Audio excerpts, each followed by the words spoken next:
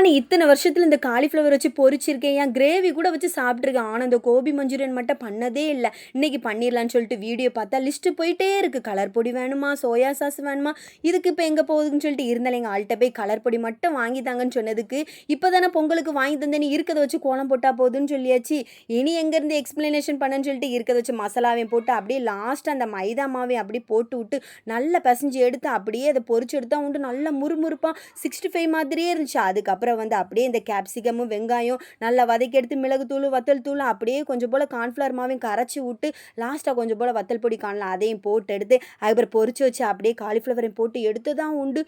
சூப்பரா இருந்த அப்படியே ஹோட்டல்ல விக்கிற மாதிரியே இருந்த. ஆனா, அந்த சோயா சாஸ் இல்ல. இருந்தாலும் நம்ம டொமேட்டோ சாஸும் ஊத்தி எடுத்து அப்படியே இன்னைக்கு வந்து கோபி மஞ்சூரியன் வச்சுட்டு, புதினா சப்பாத்தி தான் போட்டேன். அதையும் போட்டு எடுத்து லாஸ்ட்டா கோபி மஞ்சூரியன், புதினா சப்பாத்தி எல்லாம் வச்சு நல்லா சாப்பிட்டுட்டு, இன்னைக்கு வந்து பசங்களுக்கு ஃப்ரைட் ரைஸு அப்படியே வந்து காலிஃப்ளவர் பொரிச்சது எல்லாம் வச்சு குடுத்தாச்சு.